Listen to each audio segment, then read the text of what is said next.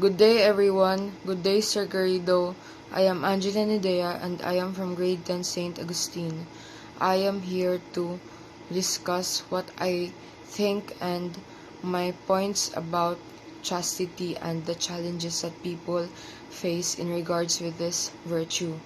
But first, I would like to define what chastity is. Chastity is a virtue that involves living in a pure and morally upright life, especially regarding sexual behavior. It means respecting the gift of sexuality as something sacred to be expressed only within the commitment of marriage.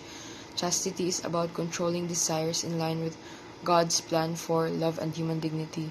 So chastity is not only involved with sexual desires, sexual activities. It involves protecting your holiness, protecting your pureness as a whole. This is what chastity is truly about. The misconception is that it only involves sexual acts, that like refrainment from sexual acts, and this is very wrong. So with this, we can conclude that chastity is indeed very important in our faith journey.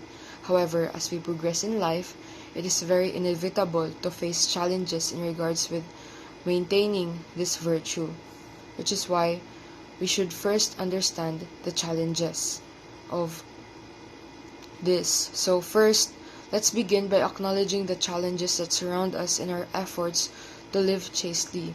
Our society often promotes a culture of instant gratification and self-indulgence where sexual pleasure is viewed as a commodity to be consumed rather than a gift to be shared with the sacred bond of marriage.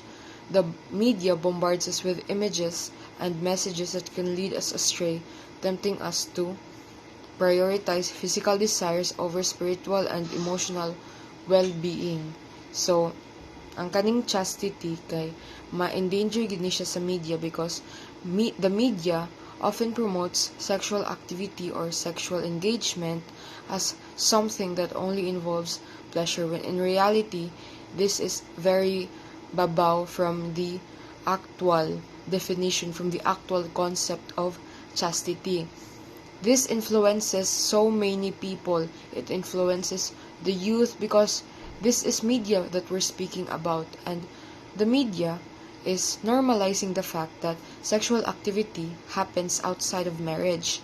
And this is very wrong because the normalization of casual sex and the pressure to conform to societal norms make it difficult for us to uphold the virtue of chastity, like from peer pressure or things like that.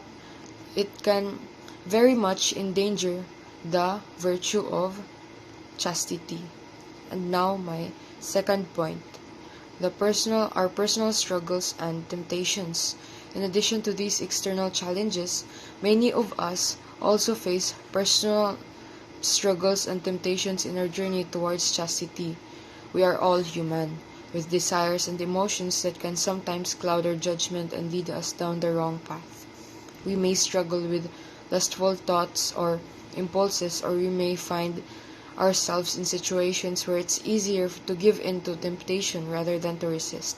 So, of course, tao ta, we are human, and it is undeniable the fact that we all feel lustful sometimes, that we all contain desires. It is very much undeniable.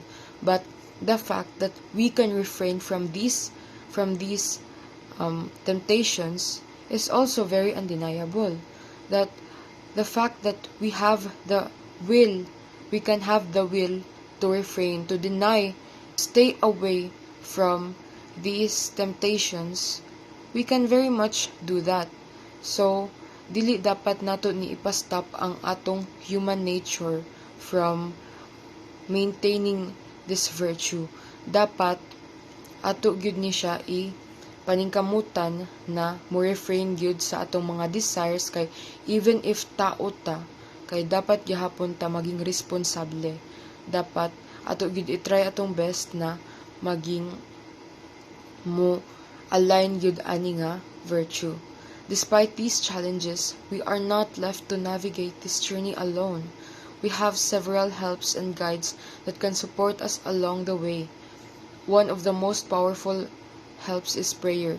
Through prayer, we can deepen our relationship with God and seek His guidance and strength in times of temptation. God understands our struggles and is always ready to offer us His grace and mercy. So, God is very understanding, good. So, in times of temptation, in times of where you are faced with the challenges that kanang matempt ka, mga ingana, go to go to God, approach God, and seek help because God is always there. God will always be willing to hear you, hear your prayers, and God will always be with you. Pray, always pray good, and para ma-maintain gyud ang imuhang relationship with God because we should not only be focused in maintaining virtues such as chastity and all. We should also maintain our relationship with God. And by maintaining virtues sab kay ma-maintain sab nato atong relationship with God, which is why importante sab siya. In conclusion, living out the virtue of chastity in today's world is not easy, but it is possible with the help of God, with the help of prayers, with the help of yourself. You should strive to become better every day for not only yourself, not only the people around you, but also for God, because He is the Almighty Father, and we should all do our best for Him. Now, this is the end of my sharing. Thank you for listening.